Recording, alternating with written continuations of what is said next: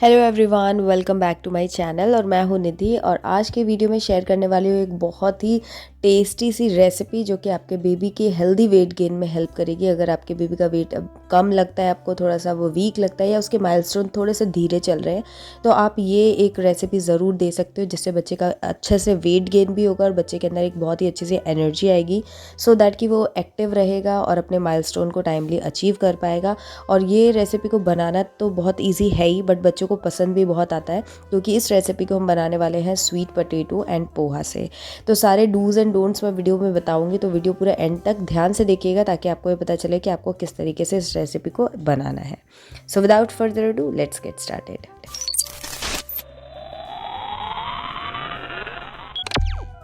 तो सबसे पहले मैं इंग्रेडिएंट्स आपको दिखा देती हूँ। तो यहाँ पर मैंने 2 स्वीट पोटैटो लिए हैं जिनको मैं अच्छे से छील करके और छोटा छोटा कट कर लूँगी, बॉईल नहीं करने वाली हूँ मैं। एंड देन फिर मैंने यहाँ पर पोहा लिया है, तो रेशियो आप अपने हिसाब से आगे पीछे कर सकते हो, बट मैंने यहाँ पर 2 स्वीट पोटैटो के साथ में 3-4 चम्मच जो टेबल स्पून है वो मैंने पोहा लिया है। नॉर्मल जो हम खाते हैं वही वाला पोहा है। 1 चम्मच मैंने यहाँ पर गुड़ लिया है, ऑप्शनल है, और आधा चम्मच, छोटी वाली चम्मच से आधा चम्मच मैंने घी लिया है। तो सारी चीज़ें ऑप्शनल है, बट घी ज़रूर ऐड कीजिएगा। अगर आप वेट गेन के लिए बना रहे हो तो घी बहुत हेल्प करता है। और वैसे भी घी जो है ना, वो जो भी आप खाना दे रहे हो बच्चों को, इसके जो न्यूट्रिएंट है वो बच्चों के स्किन में, बॉडी में अच्छे से अब्जॉर्ब होते हैं और बेनिफिट ज़्यादा मिलता है। तो थोड़ा सा घी मैंने लिया है और उसके बाद मैं ये जो स्वीट पोटैटो काट रखा था इसको इसमें डाल दूँगी और अच्छे से थोड़ा सा भून लूँगी ताकि जो घी का फ्लेवर है ना वो अच्छे से इसमें इन्फ्यूज़ हो जाए। मीनवाइल मैंने पोहा धो करके थोड़ा सा भिगा लिया था ताकि वो थोड़ा सा सॉफ्ट हो जाए। और अच्छा है, वैसे आप धोना तो पड़ता ही है पोहा, लेकिन आप चाहो तो सोक करो, चाहो तो मत सोक करो, सिंपल तुरंत आप धो करके इसमें डाल सकते हो। तो ये अच्छे से, ये दोनों चीज़ों को मैं मिक्स करके अच्छे से भून लूँगी। और ये दोनों ही इंग्रेडिएंट जो आप देख रहे हो ये वेट गेन के लिए बहुत अच्छे रहते हैं। तो पोहा देखिए अच्छे से मैंने धो करके सॉफ्ट कर लिया था। वैसे तो हम कुकर में सीटी लगाने वाले हैं तो कोई दिक्कत नहीं, अच्छे से सब चीज़ें मिक्स हो ही जाने वाली हैं। और पोहा इतना सॉफ्ट होता है कि अगर आप उसे ऐसे ओपन में भी पकाएंगे तो 2-3 मिनट में बहुत अच्छे से सॉफ्ट और मशी हो जाता है। तो अच्छे से 1-2 मिनट भूनने के बाद मैं इसमें ऐड करूँगी करीब 200 या 250 ml ऑफ वाटर। आप अपने हिसाब से थोड़ा बहुत आगे पीछे कर सकते हो, ये रफली मैं रेशियो आपको दे रही हूँ बिकॉज इट डिपेंड्स कि आपका बेबी किस टेक्सचर में खाना खाना पसंद करता है, वो सारी चीज़ें भी डिपेंड करती है। बट मैं ये जो रेसिपी बना रही हूँ ये 7 मंथ प्लस बेबी के लिए बना रही हूँ। बट इस रेसिपी को आप 6 मंथ से स्टार्ट करके 12 मंथ तक या उसके आगे भी दे सकते हो। तो जैसे अभी छोटा बच्चा 6-7 मंथ का है तो आप इसे प्योरी फॉर्म में दे सकते हो। थोड़ा सा ये बड़ा हो जाए, अगर बच्चा आपके दांत वगैरह आ जाते हैं, 8-9 महीने का हो जाता है, तो आप जस्ट रफली मैश करके थोड़े बहुत चंकी फॉर्म में भी आप बच्चे को दे सकते हो। तो टेक्सचर आप अपने हिसाब से डिसाइड कर लेना और विसल भी उसी हिसाब से डिसाइड होगी।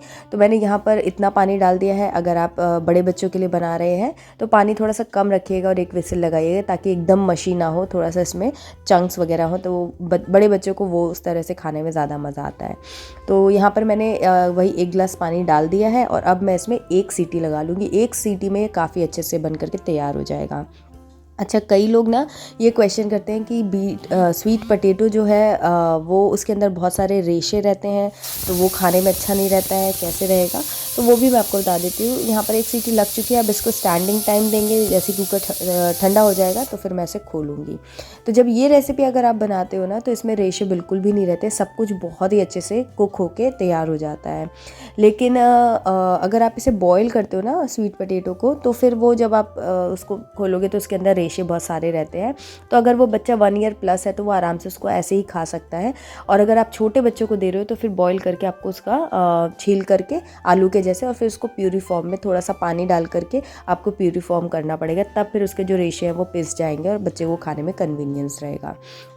तो ये रेसिपी आप देख सकते हो कि 1 सीटी देने पर ही ये कितने अच्छे से मैश हो जा रहा है, स्पून से ही, कोई दिक्कत नहीं है। तो लेकिन फिर भी क्योंकि मेरा बेटा अभी बहुत छोटा है, 7 मंथ का ही है, तो मैं इसे जो पोटैटो मैशर होता है उसी की हेल्प से इसको अच्छे से मैश कर दूँगी। अगर आपको और भी ज़्यादा स्मूथ बनाना है तो आप इसको मिक्सी में डाल करके पीस सकते हो या ब्लेंडर चला सकते हो, बट मैशर से काफ़ी अच्छे से ऑलमोस्ट 80% तक अच्छे से मैश हो जाता है। और जो चंकी भी रहते हैं ना वो भी बच्चे आराम से स्वेलो कर पाते हैं।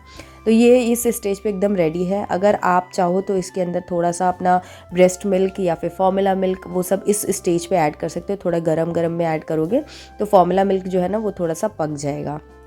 बॉईल नहीं करना फॉर्मूला मिल्क को, तो इसी स्टेज पे एकदम सही टाइम है, आप इसमें ऐड कर सकते हो। चीनी नमक कुछ भी इसमें ऐड नहीं करना है, बट मैं यहाँ पर थोड़ा सा 1 छोटा चम्मच जो है वो गुड़ का पाउडर ऐड कर रही हूँ। ये बिल्कुल ऑप्शनल है। गुड़ भी थोड़ा सा वेट गेन में हेल्प करता है, बट ये डिबेटेबल है। कई लोग कहते हैं कि नहीं देना चाहिए, कई लोग कहते हैं कि देना चाहिए। तो आपको अगर देना है आप दे सकते हो, नहीं देना है तो आप ऐसे भी दोगे तो थोड़ा ये स्वीट टेक्स्चर ही रहता है। बट क्योंकि विंटर्स चल रही हैं तो विंटर में गुड़ देने में मुझे मतलब कंफर्टेबल लगता है, और मैंने अपने डॉक्टर से पूछा तो उन्होंने मुझे मना नहीं किया। उन्होंने कहा किसी किसी रेसिपी में आप डाल करके गुड़ आराम से दे सकते हो, तो मैं यहाँ पर दूंगी। और ये रेसिपी बन करके एकदम तैयार है। तो इसमें हमने यूज़ किया है पोहा, जो कि आयरन रिच होता है। इसके अंदर काफ़ी अच्छे अमाउंट में आयरन पाया जाता है। तो अगर आपके बच्चे को एनीमिया की प्रॉब्लम है तो आपको पोहा खिलाना चाहिए, उससे उनको आयरन की डेफिशिएंसी की प्रॉब्लम सॉल्व होती है। और आयरन अगर डेफिशिएंसी है बच्चे को तो उसका वेट गेन वैसे ही स्लो हो जाता है। तो एक बहुत मेजर रोल होता है आयरन का बच्चे की ग्रोथ में। तो आप पोहा खिला सकते हो, और ये काफ़ी होलसम रहता है। तो बच्चा जब इसे खाता है तो उसका पेट लंबे टाइम तक भरा रहता है, तो वो एनर्जी भी उसको मिलती है, क्योंकि good source of carbs and calories भी है पोहा। तो बच्चे को उससे एनर्जी भी मिलती है और वो काफ़ी लंबे टाइम तक एक्टिव और हैप्पी रहते हैं। और ये ग्लूटेन फ्री भी होता है, तो किसी भी बच्चे को एलर्जी का चांस नहीं रहता है। और मोस्टली सारे बच्चों को पोहा जो है वो सूट भी कर जाता है और टेस्टी भी लगता है, बच्चों को भी और हमें भी। तो इसलिए पोहा आप ज़रूर बच्चों की डाइट में डेली बेसिस पे इंक्लूड कर सकते हैं। एंड इसके अलावा हमने इसमें स्वीट पोटैटो यूज़ किया है। तो स्वीट पोटैटो का भी वही है कि वो आयरन और कैल्शियम में काफ़ी रिच होता है, तो एनीमिया को भी सॉल्व करता है, बोन हेल्थ के लिए काफ़ी अच्छा रहता है। और इसके अंदर भी हाई कैलोरी और कार्ब्स रहते हैं, तो बच्चे का वेट गेन काफ़ी स्पीडली होता है, एंड साथ में बच्चे काफ़ी हैप्पी और एक्टिव रहते हैं। तो स्वीट पोटैटो, पोहा, ये सारे कुछ इंग्रेडिएंट्स हैं। और भी मैं ऐसी रेसिपीज़ लाऊंगी जिसमें मैं आपको शेयर करूंगी। अच्छा, एक चीज़ और भी बोल दूँ कि जितने भी इंग्रेडिएंट्स होते हैं वेट गेन वाले, ऐसा नहीं है कि आपको वो एक साथ सारे सब खिला देने हैं। अलग अलग वैरायटी के लिए अलग अलग इंग्रेडिएंट्स आपको बताए जाते हैं कि ये खिलाएंगे तो ये भी हेल्प करेगा।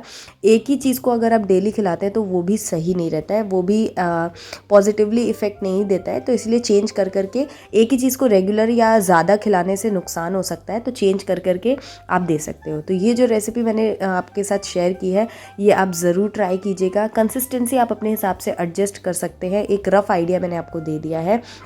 आपको कितनी बार ये देना है, तो वीक में आप 3 बार या 4 बार मोस्टली आप ये दे सकते हो। रेगुलर देने की ज़रूरत नहीं है, क्योंकि और भी मैं रेसिपीज़ आपसे शेयर करूँगी, तो कभी वो और कभी ये, इस तरीके से चेंज कर करके आप बच्चे को रेसिपीज़ दे सकते हो। आप मुझे कमेंट करके बताना कि आपको ये रेसिपी कैसे लगी, और आप इस रेसिपी को आपने कभी ट्राई किया है। ट्राई करने के बाद आपको कैसा लगा, फीडबैक ज़रूर देना। ये वीडियो पसंद आया तो लाइक ज़रूर कीजिएगा, और कॉमेंट करके मुझे ज़रूर बताइएगा कि आपके बच्चे की एज क्या है और आपके बच्चे का फेवरेट फूड क्या है। और इसी तरीके की और भी वीडियोस देखने के लिए चैनल को सब्सक्राइब करके बेल आइकन प्रेस कीजिए। मैं मिलूंगी आपसे एक नई वीडियो में, तब तक के लिए बाय एंड टेक केयर।